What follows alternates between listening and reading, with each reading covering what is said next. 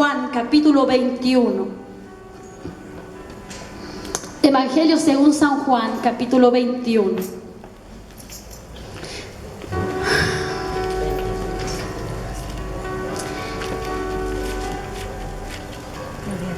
San Juan capítulo 21 versículo 15. Dice así la palabra del Señor. Cuando hubieron comido, Jesús dijo a Simón Pedro: Simón, hijo de Jonás, ¿me amas más que estos? Le respondió: sí, Señor, tú sabes que te amo. Él le dijo: apacienta mis corderos. Volvió a decirle la segunda vez: Simón, hijo de Jonás, ¿me amas? Pedro le respondió: sí, Señor, tú sabes que te amo. Le dijo: pastorea mis ovejas. Le dijo la tercera vez: Simón, hijo de Jonás, ¿me amas? Pedro se entristeció de que le dijese la tercera vez: ¿me amas? Y le respondió: Señor, tú lo sabes todo, tú sabes que te amo. Jesús le dijo: apacienta mis ovejas. Cada vez que ustedes se reúnen, no sé cada cuánto tiempo lo hacen, hay un lema diferente. Me acuerdo que una vez usaron, me parece que era un eslogan de algo referido a la miel, puede ser, que me acuerdo que predicó la pastorita aquí de Ojos Verdes y nos dio a probar hasta miel. Mire cómo quedan marcadas las palabras. Por eso la palabra de Dios dice que ella no vuelve vacía. La pastora pensará que nadie se acuerda, pero yo, que soy Ruth Alfaro, me acuerdo perfectamente de lo que ella nos predicó esa vez. Y el título era algo referido a la miel. No sé si la hermana Puri o alguien se acordará. ¿Ah? ¿Sí? ¿Se acuerdan del título? Más dulce que la miel. Algo respecto a la miel. Pero cuando la hermana me invitaba a este evento, me decía: hermana, el lema de este congreso o junta de mujeres, no sé qué es lo que hacen, conferencia, confraternidad, retiro, no la ayunté a ninguna. Me dijo: hermana, se llama mujer, ¿amas a Dios? Y yo le dije: Señor, yo no puedo ir allá y predicar sobre arvejas y vamos a hablar del amor. Yo quiero que tú me des una palabra respecto al amor. Y empecé a buscar y me encontré con esto que yo quiero hablar ahora, porque sé que las hermanas que planean esto, que llevan un gran trabajo no solamente físico, sino que espiritual para poder hacer esto, ayunos, oración, los nervios de que si irá a llegar la gente, si no va a llegar, quién va a tocar, quién va a venir. Yo sé que ellas no dicen: a ver, ¿qué título le vamos a poner? A ver, Cachipuna la una, ¿cuál gana? No hacen eso. Ellas ayunan, ellas oran y le dicen: Señor, ¿cuál es el lema del evento? Y Dios responde cuando dicen amén. Y Dios no anda al azar. Dios no hace algo así porque sí. Él todo lo tiene calculado. El Chapulín Colorado decía: me van a crucificar con esta explicación, hermana, pero súbala no. Porque hasta me han escrito, usted sabe los comentarios que llegan, ¿verdad? Déjelos ahí, no los borro. El Chapulín Colorado decía, lo tenía todo fríamente calculado, pero siempre le llegaba. Dios no es así. Él sí que tiene todo bajo control. Y nos dice: los que aman a Dios, todas las cosas le ayudan a bien. Y no solamente nos ayuda a lo bueno, señores, también lo malo, porque Él sí que tiene todo fríamente calculado. Y a veces es necesario que nosotros pasemos por el desierto, pero como decía la alabanza, no vamos a morir de ser ahí. Hará brotar agua en el sequedal, dice la palabra. Entonces sé que este título no estaba de más. Y cuando Dios me dio esta palabra, yo sé que más de alguna de aquí lo necesitaba. Amén. Y yo lo necesité. Yo también. El día domingo, cuando llegué a mi casa, yo lo necesité. Pedro habla con Jesús. O mejor dicho, Jesús va a buscar a un Pedro que está volviendo a su antigua manera de vivir, que está pescando en un lago sin esperanza, que está volviendo a donde Cristo lo había sacado. Le había dicho: ven y sígueme porque te haré pescadores de hombres, pero Jesús había muerto. Y ahora Pedro estaba pescando otra vez en el mismo lago. donde tú te caes, ahí mismo Dios te va a ir y te va a volver a levantar. No va a dejar desamparado al justo. Pero yo quiero que antes de que entremos de lleno a esta conversación, que le pregunta: Pedro, ¿me amas?, vamos a recordar un poquito de la vida de Pedro.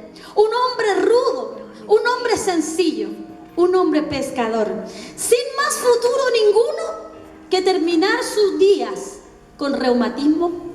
Usted sabe que los pescadores generalmente terminan con reumatismo en su hueso a causa de lo frío del agua, de lo duro de lo que es su trabajo. Terminan con artrosis, artritis, terminan con pulmonía, broncopulmonía, porque los pescadores trabajan en las mañanas, en la madrugada, con mucho frío, se tienen que muchos tirar al mar, llegan todos mojados a sus casas. Ese era el futuro de Pedro. Terminar sus días como un pescador más, reumático y enfermo, hasta que tiene la gran bendición de que el Nazareno pasara por ahí y pone sus ojos en él.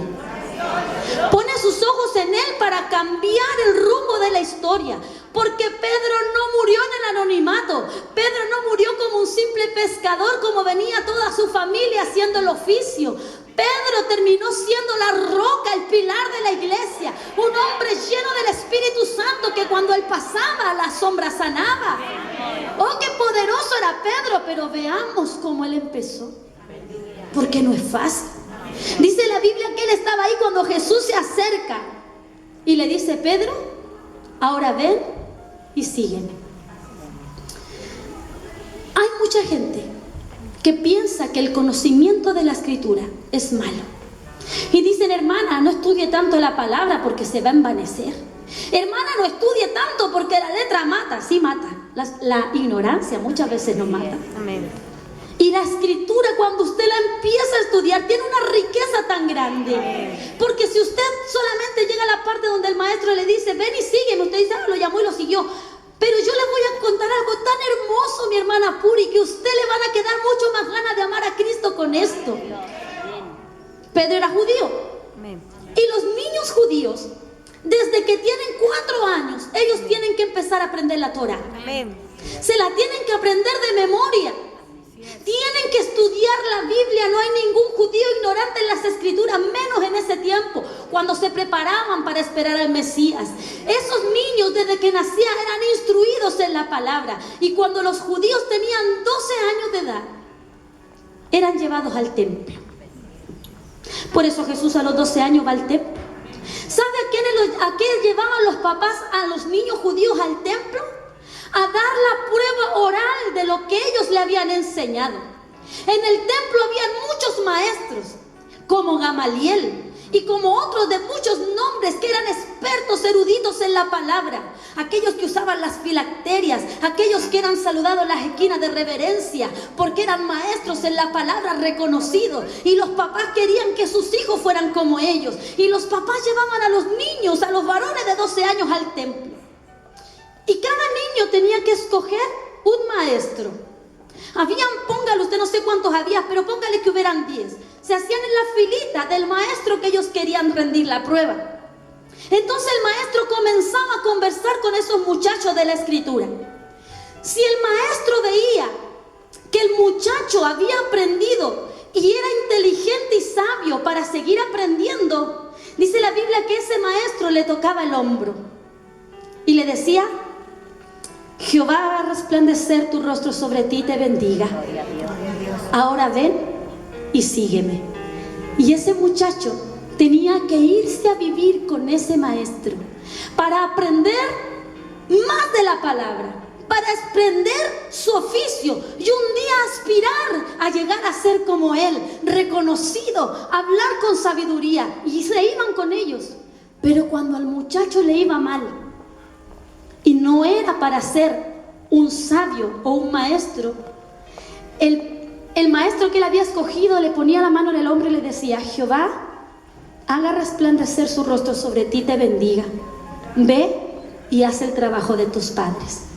Y ese muchacho tenía que devolverse y tenía que empezar a aprender el oficio de su papá. Si era carpintero, tenía que ser carpintero. Por eso le decían Jesús el hijo del carpintero. Si era pescador, su hijo tenía que aprender el oficio de pescador, si era orfebre y así sucesivamente. ¿Qué quiere decir esto, mi hermana amada? Que cuando Cristo encuentra a Pedro, Pedro había sido desechado por los demás maestros. De seguro él fue a dar la prueba, como era medio duro de cabeza, tal vez cabezón, no se aprendió el Salmo 23 de memoria. Le dijeron, ¿sabes qué, Pedro? Te bendecimos, ve y haz el trabajo de tus padres. Y ahí vemos a Pedro, ahí está él, el desechado, el que tuvo que aprender el oficio de su papá. Un día aparece un maestro que le dice, ve, sí tú, ven. Gloria a Dios. Y sigue. Gloria a Dios. No necesito dar prueba. Aleluya. No necesito tener cuña ni caer en gracia. Bendito Dios. Cristo no es como los demás maestros. Él le dijo, ven y sígueme. Y siguió a este maestro para ser como él. Empezó a verlo sanar los enfermos. Empezó a verlo multiplicar el pan. ¿Y cuántos creen que cuando uno comienza a ver entonces a Dios, uno comienza entonces a crecer en la fe? Por eso es tan importante que nosotros vayamos y contamos lo que Cristo ha hecho. Si Dios te ha bendecido y tú ves una hermana pobre, tú tienes que ir y decirle, hermana, yo fui pobre más que una rata. Y mira ahora, yo visto de princesa porque Cristo me bendijo. Si Dios te ha sanado, anda a un hospital, anda a ver a alguna hermana, pon tus manos, atrévete. La palabra dice que ellos pondrán las manos y sanarán. ¿Cómo sabe usted si va a sanar o no si nunca ha orado por nadie? Si Dios te sanó no es para que usted se quede ahí y comience a engordar. Dios te sanó para que usted vaya y comience a predicar la palabra. Pedro empezó a aprender de ese maestro. Pedro quería convertirse un día como él. Pedro empezó a vivir con él experiencias extraordinarias. Vio cómo le sacó un estatero de la boca al pez. Empezó a ver tremendos milagros. Empezó a tener momentos de fe. Pero también muchas veces le falló su temperamento. Porque era impulsivo. Y es un caminar. Porque la gente piensa que porque usted viene a la iglesia no se va a equivocar. ¿Acaso cuántas veces usted le ha dicho a su propio hijo, shh, y eso que vaya a la iglesia y me esté retando? Mira, hermanita, amaneció con el diablo encima. Porque la gente piensa que nosotros somos santulones que andamos todo el día arrastrando las filacterias. Usted y yo nos equivocamos a diario, ¿cuántos dicen amén? Pero no nos revolcamos en el cielo. Nos ponemos de pie, nos paramos cuando hemos pecado más de la cuenta y hemos andado hablando, moviendo la boca más, porque para eso somos expertas. Yo también me apunto de las primeras. El que esté libre de pecado que me tire la primera silla. Pero cuando hemos hablado más de la cuenta, usted y yo no podemos pecar así nomás, porque viene el Espíritu Santo y ¿qué es lo que hace? Te redarguye y te sientes pecadora y vas para adentro y dices, ay Señor, no debería haber hablado eso de mi hermana. Sujeta mi lengua, Señor. A veces nos dura re poco, a veces nos dura un poco más, pero no podemos hacernos las lesas. Esto es un caminar. Dice la Biblia que seremos perfeccionados hasta el día de Jesucristo. Falta mucho proceso en usted y en mí, no se frustre. Porque algunos quieren tirar la esponja porque no son como la hermana Puri, como el pastor, como el hermano Cristian. Y quieren tirar la esponja. No, no se frustre. Dios está trabajando. Pégese un cartel que diga, obra en construcción. Todavía estoy en proceso de construcción. Y seré terminada hasta el día de Jesucristo. Entonces Pedro estaba en este proceso. Y muchas veces le falló el temperamento a este Pedro. Pero también muchas veces fue usado por el Señor. Oye, ¿por qué nosotros siempre tenemos que ver el lado negativo? ¿Se ha dado cuenta? No solamente en lo secular, sino que en Dios también. Yo sé que son muchas más las victorias que Dios te ha dado. Si tú echas a andar tu memoria, te vas a dar cuenta que son muchas las veces que Dios te ha socorrido. Entonces, ¿por qué cuando nos llega el problema comenzamos a dudar al tiro? Yo no sé si a mí me pasa nomás, pero ¿sabe que comenzamos a dudar? Se nos revuelve la guata, nos da hasta insomnio. No podemos dormir. ¿Y sabe por qué nos pasa eso? Porque el ser humano está inclinado al mal. En vez de recordar, o por ejemplo, no sé, pues si usted está pasando una apretura económica grande, que todas la pasamos cuando dicen amén. Y usted está ahí, ¿de dónde saco? ¿A qué banco voy? No, a ese banco le quedé debiendo, voy a ir al otro. Mi tío tiene para sacar plata en el líder. 6 cuotas a precio contado y se pasa toda la noche. Pero tú te olvidaste que una vez Dios tomó a un hermano, un tío, un pastor, a alguien y de la noche a la mañana te bendijeron.